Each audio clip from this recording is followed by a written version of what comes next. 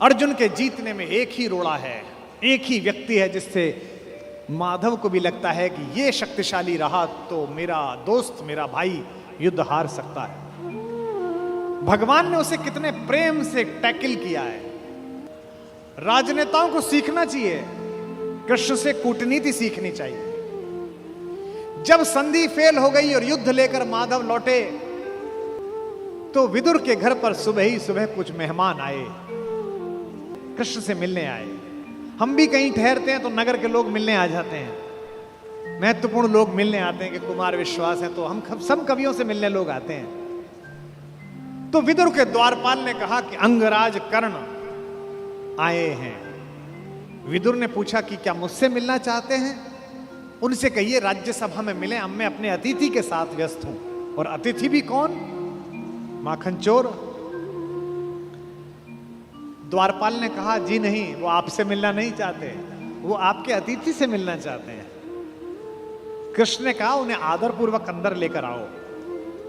कर्ण आए, कर्ण ने प्रणाम किया। युद्ध में दुर्योधन की पराजय हुई हो चाहे कुछ भी हुई हो, महाभारत के जिन चरित्रों में से एक चरित्र पर मैं अंदर तक फिदा हूं, उनमें से एक कर्ण भी है। क्या योद्धा है, क्या अद्भुत। हाँ। कृष्ण मुस्कुराए। कर्ण के चेहरे पर दुख और पश्चाताप का भाव था। कर्ण ने हाथ जोड़कर कहा माधव, मैं कल राज्यसभा में आपके साथ हुई बदतमीजी के लिए अपने मित्र दुर्योधन की ओर से आपसे क्षमा मांगने आया हूं। भगवान ने कहा ईश्वर तुम जैसा मित्र सबको दे जो इतने बड़े अपराध के बाद भी क्षमा मांगने के लिए आ जाता है। ऐसा मित्र सबको मिले। कर्ण ने कहा कि अगर आप मुझे थोड़ा सा भी माधव प्रेम करते हैं तो मेरे मित्र को क्षमा कर दीजिए। उसने गलती की, उसे दूत के साथ यह व्यवहार नहीं करना चाहिए था और आप जैसे दूत के साथ तो सोचना भी नहीं चाहिए था। भगवान ने कहा मैं उसे माफ कर दूंगा, लेकिन एक शर्त है कर्ण। अंगराज ने कहा कि इसी क्षण मैं आपको अंग प्रदेश का राज्य दे देता हूं, मेरा शरीर ले लीजिए पर मेरे मित्र को माफ कर दीजिए। कृष्ण ने कहा शरीर देने की इतनी उतावली में मत आओ अंगराज, समय तय हो चुका है, सबको देना पड़ेगा, तुमको भी देना पड़ेगा, सबका तय है।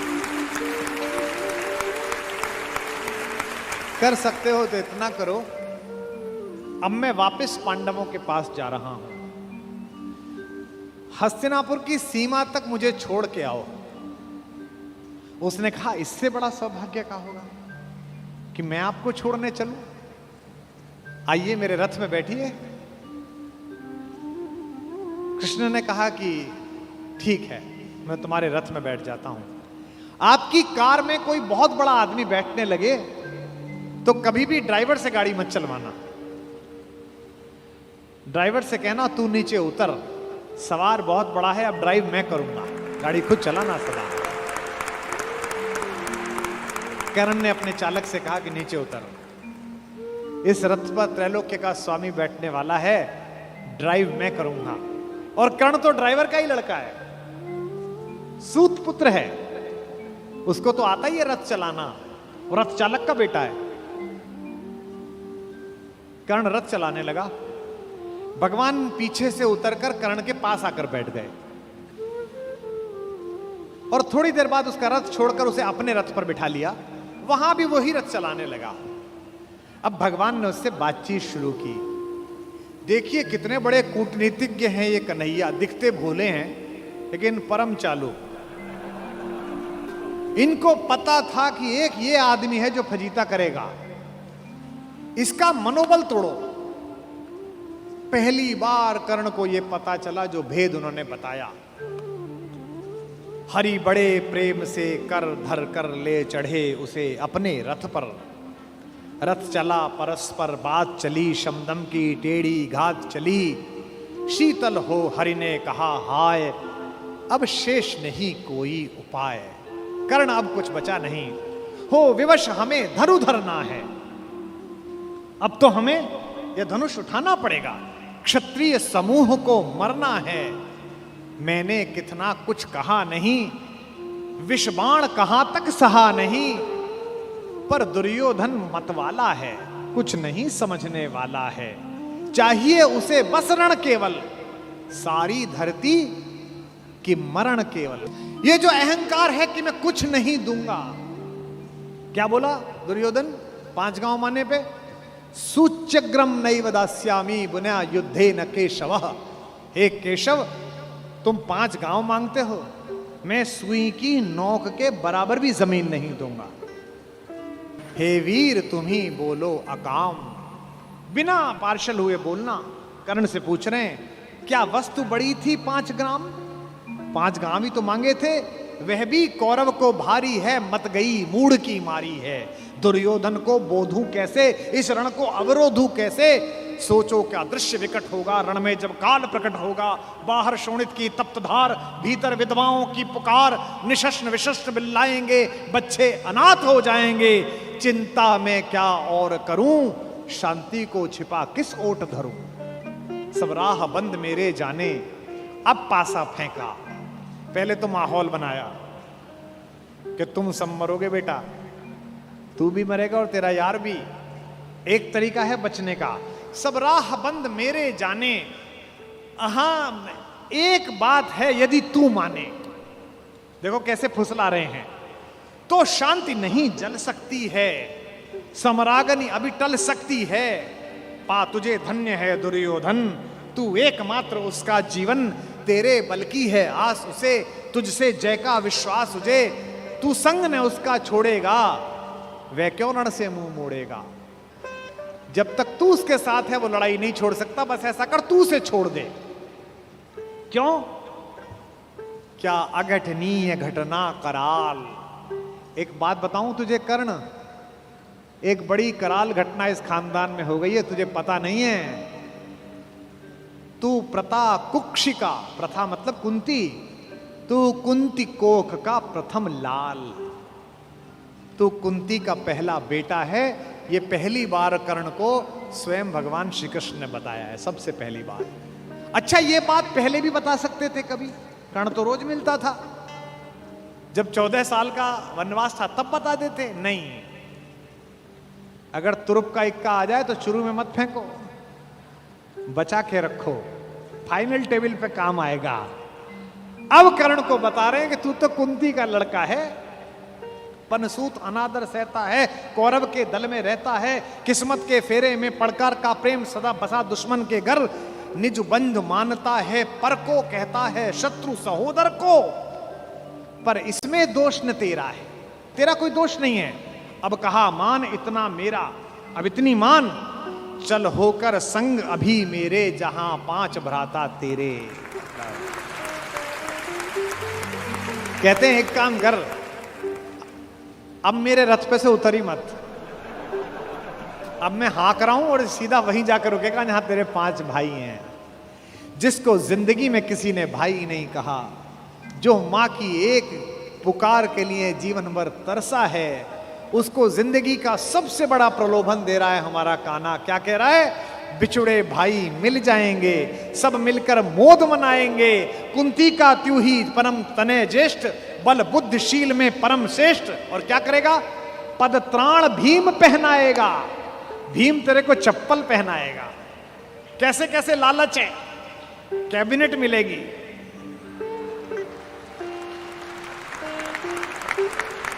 और उसमें भी कोई छोटा मोटा मिनिस्टर नहीं, सीधा ही प्राइम मिनिस्टर। पद त्राण भीम पहनाएगा, हैं? धर्मादिप युधिष्ठिर चमर डुलाएगा। तेरे दरबार के बाहर कौन खड़े होंगे? पहरे पर पार्थ प्रवर होंगे। जो तेरा दुश्मन है, तेरा छोटा भाई अर्जुन, ये तो तेरा एनएसजी कमांडो बनेगा। पहरे पर पार्थ प्रहर होंगे, सहदेव नकुल अनुचर होंगे। सब लोग तुझे पहचानेंगे, असली स्वरूप को जानेंगे। खोई मणि को जब पाएगी, आखिरी दाव जो मारा है, खोई मणि को जब पाएगी, कुंती फूली न समाएगी।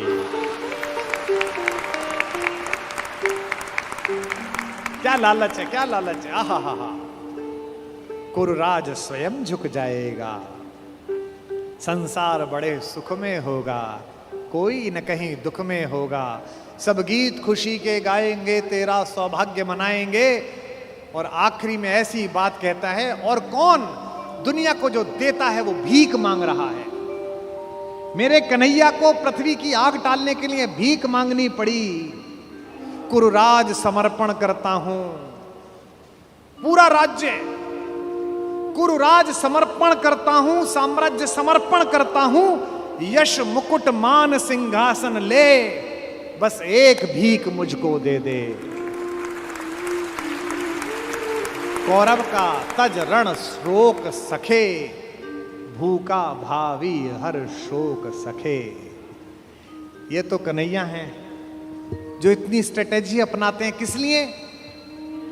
देखो, ये बड़ा गहरा गणित है, इसको समझो। इस दाव को चलने में कृष्ण का कोई नुकसान नहीं है।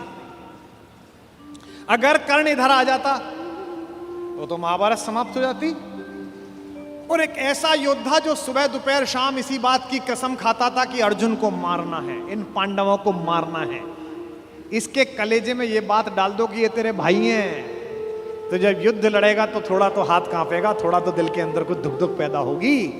शत्रु की मानसिकता को कमजोर करना, शत्रु की मानसिकता पर प्रहार करना, यह काम है। लेकिन कृष्ण की इस कथा में थोड़ा स्मरण कर्ण का भी कर लो कि उस जैसा कोई आदमी भी पैदा नहीं हुआ जो इतनी सारी चीजों को ठुकरा दे और खुल के कह दे, ए ऋणी कर्ण का रोम रोम, जानते सत्य यह सूर्य सोम, तन मन दुर्योधन का है, यह जीवन दुर्योधन का है। और दो पंक्ति जो कही है कर्ण ने, मैं उसकी दृढ़ता को और उसके समर्पण को प्रणाम करता हूं। सुरपुर से भी मुख मोड़ूंगा, केशव मैं उसे न छोड़ूंगा।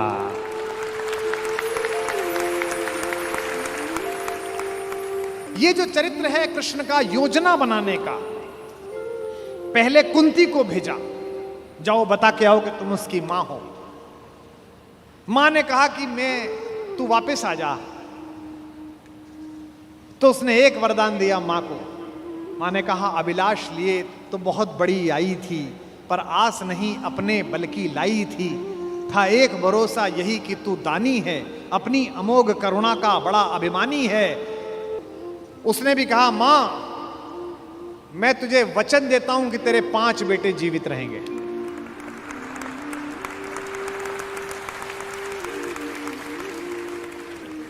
इसका मतलब है कि कर्ण ने कहा कि युद्ध के बाद 5 बेटे जीवित रहेंगे, अर्जुन के अलावा किसी पर हथियार नहीं उठाऊंगा, अर्जुन मिलेगा तो छोड़ूंगा नहीं, अर्जुन मर गया तो युद्ध समाप्त करवा दूंगा, तब भी तेरे 5 बेटे जिंदा रहेंगे। खुलकर कहूंगा ये मेरी मां है।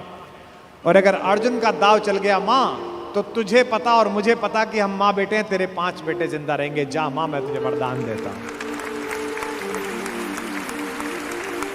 तू दान दान रही किंतु क्यों माता, पुत्र ही रहेगा सदा जगत में दाता। मैं ही देता रहूंगा, दुनिया तो उससे सदा सभी कुछ लेगी, पर क्या माता भी उसे कभी कुछ देगी। मैं एक कर्ण अतएव मांग लेता हूं, बदले में तुझको 4 कर्ण देता हूं। छोड़ूंगा मैं तो कभी नहीं अर्जुन को, तोड़ूंगा कैसे स्वयं पुरातन प्रण को, पर अन्य पांडवों पर मैं कृपा करूंगा, पाकर भी उनका जीवन नहीं हरूंगा। और जिन्होंने महाभारत पढ़ी है उन्हें पता है कि जब कर्ण सेनापति बना, उस दिन उसने 4 पांडवों को 5 बार पकड़ के छोड़ दिया। भीम तो उसके रथ के आगे आके नृत्य करने लगा, गुस्से में रोता हुआ कि मुझे अपमानित करके छोड़ता है, मैं क्षत्रिय हूं, मेरा वध कर मुझे मार दे। और गालियां बकने लगा, तू सूत का पुत्र है, तुझे क्या पता कैसे लड़ा जाता है। भीम के रथ को तोड़ दिया अपने तीरों से कर्ण ने। उसी कर्ण को इन्होंने, जो पीछे खड़े मुस्कुरा रहे हैं, बिना शस्त्र के मरवा दिया। उसके हाथ में कोई धनुष नहीं और मरवा दिया। अर्जुन से कहा, मार, अभी मार। आपको लग सकता है कि ऐसा क्यों हो गया? यही कृष्ण है जो कूटनीति को इस प्रकार नियोजित करते हैं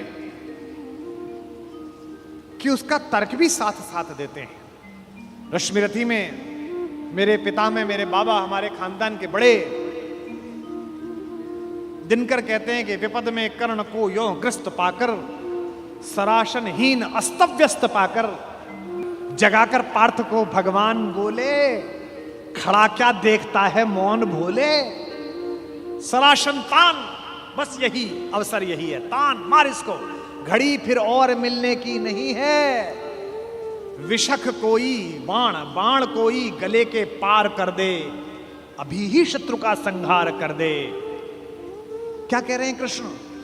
सोचो क्या कह रहे हैं। धर्म की धुरी लाने वाले, जिन्होंने पैदा होने से पहले यह कहा था कि भैया जब जब धर्म की हानि होगी तब तब मैं आऊंगा।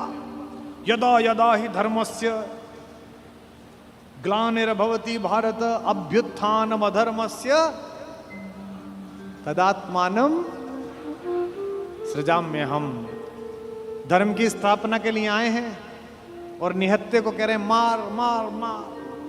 ये क्या है? ये अधर्म है कि धर्म है? अब मैं तर्क दे रहा हूं कृष्ण की ओर से, जो कृष्ण ने उस समय तर्क दिए होंगे। कहते हैं श्रवण कर विश्व गुरु की देशना यह, विजय के हेतु आतुर ऐशना यह। सहम उठा जरा कुछ पार्थ कामन, विनय में ही मगर बोला अकिंचन। नरोचित किंतु क्या यह कर्म होगा, मलिन इससे नहीं क्या धर्म होगा। हंसे केशव वृथा हट ठानता है, अभी तू धर्म को क्या जानता है। कहूं जो पाल उसको धर्म है ये, मैं जो कह रहा हूं वो कर। हनन कर शत्रु का सत्कर्म है ये। क्रिया को छोड़ चिंतन में फंसेगा, उलटकर काल तुझको ही गसेगा। ये जो हमको सिखाते हैं कि हम दूसरे की सीमाओं का अतिक्रमण करके घर में जाके ना मार के आए, इनको पूछो कि जिस समय हिंदुस्तान के चौराहों पर बम फटते थे, इनको पूछो कि जम्मू कश्मीर में जाते हुए हमारे सीआरपीएफ के जवानों के मुंह पर मतदान के समय जाते हुए ये लफंगे चांटे मारते थे। इनको पूछो कि पड़ोसी के भीख मिले हथियारों से हिंदुस्तान की मां बेटियों को आतंकित करने वाले और केसर की क्यारी में बारूद भरने वालों को सीमा के अंदर पार घुस के मारा जाए कि ना मारा जाए। देश का एक एक बच्चा कहेगा कि मारा जाए। नहीं जब पार्थ को देखा सुधरते, हृदय में धर्म का टुक ध्यान धरते, समय के योग्य धीरज को संजोकर कहा राधे ने गंभीर होकर। अब कर्ण बोला, हर पापी, हर अनाचारी, हर दुष्ट जिसने दुष्टता में साथ दिया है वो ज्ञान देने लगता है। भूल गया अर्जुन के कौन ज्ञान दे रहा है। अर्जुन के अंदर भक्ति, मनुष्यता, भावना सब पैदा हो गई। नरोचित धर्म का कुछ काम तो लो, बहुत खेले जरा विश्राम तो लो। फंसे रथ चक्र को जब तक निकालूं, धनुष धारण करूं, प्रहरण संभालूं। रुको तब तक चलाना बाण फिर तुम, हरण करना कर सको यदि प्राण तुम। नहीं अर्जुन शरण में मांगता हूं, समर्थित धर्म से रण मांगता हूं। कर्ण कहता है कि धर्म से युद्ध करो। कृष्ण मुस्कुराए कि बेटा अब फंसा के, अब मैं तुझे धर्म समझाता हूं, है ना। उपस्थित देख हो न्यायार्थ हरि को, निहारा पार्थ ने हो खिन्न हरि को। अर्जुन का तो सॉफ्टवेयर हैंग हो गया। इसे मारूं कि ये जो कह रहा है धर्म वो पालूं। और जब सॉफ्टवेयर हैंग हो जाए तो क्या करना चाहिए? जब तुझसे ना सुलझे तेरे उलझे हुए धंधे, भगवान के इंसाफ पर सब छोड़ दे बंदे। खुद ही तेरी मुश्किल को वो आसान करेगा, जो तू नहीं कर पाया वो भगवान करेगा। उपस्थित देख यो न्यायार्थ हरि को, निहारा पार्थ ने हो खिन्न हरि को। मगर भगवान किंचित भी न डोले। अभी तक तो हंस रहे थे, मुस्कुरा रहे थे, करते मार। जैसे ही कर्ण ने धर्म बोला, भगवान के अंदर से आग निकली। कुपित हो वज्र सी यह बात बोले, प्रलापी ओ उजागर धर्म वाले, बड़ी निष्ठा बड़े सत्कर्म वाले। मरा अन्याय से अभिमन्यु जिस दिन, कहां पर सो रहा था धर्म उस दिन।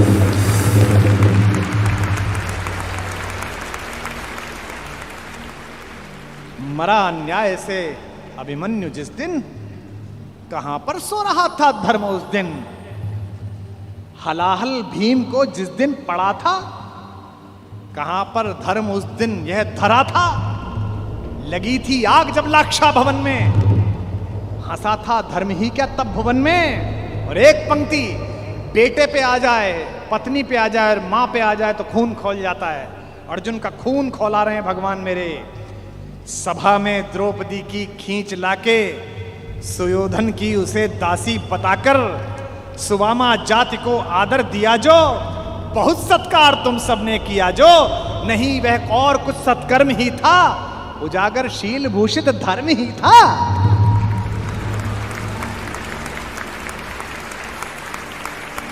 जिस दिन एक रजस्वला बेबस महिला को बाल से खींचकर तेरे दोस्त का नीच छोटा भाई लाया था, और तेरे उस तथाकथित मित्र ने अपनी जंघा पर हाथ मारा था कि यहां बैठेगी, उसी दिन तय हो गया था कि इस जंघा पर धर्म युद्ध के खिलाफ चोट पड़ेगी। जो युद्ध जानते हैं वो सब जानते हैं, जुए में हार कर धन धाम जिस दिन, हुए पांडव यति नष्काम जिस दिन, चले वनवास को तब धर्म था वह, शकुनियों का नहीं अपकर्म था वह। और कोई अपकर्म नहीं होता। कटी से नीचे प्रहार करना अधर्म है, लेकिन दुर्योधन की जंघा तोड़ी भीम ने, कोई नहीं। ये जो रणनीतिकार कृष्ण है।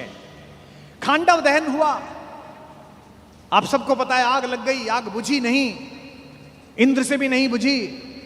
तो इंद्र ने अपने बेटे से कहा, अर्जुन से कहा कि भाई बुझा। सर्पों ने कहा कि बुझा। अर्जुन ने बादलों में तीर मारा और बादल बरसे। जब पुरुषार्थ आ जाता है तो तीर आदमी ऐसे ही मारता है, कभी बादल में मारता है, कभी जमीन में मारता है। पिता में भीष्म जब पड़े हुए थे शरशैया पर, उनके मुंह से निकला पानी। कोई सोने के मटका लाया, कोई चांदी के मटके लाए। उन्हें अर्जुन की तरफ देखा कि पड़पोते पानी। अर्जुन ने तीर मारा पृथ्वी पे। कुरुक्षेत्र चले जाइए, आज भी आपको मिल जाएगी वो नदी जहां जमीन का स्तर तक, वहां तक तीर गया। और साइंस देखिए तीर की, ड्रिलिंग देखिए कि उतनी ही तेजी से गया और धार उतनी ही आई जो पिता में भीष्म के होठों तक आई। आज भी अर्जुन के तीर से निकली हुई इस नदी को हमारे उत्तर भारत में बाण गंगा कहा जाता है। कभी दर्शन करके आइए उस नदी।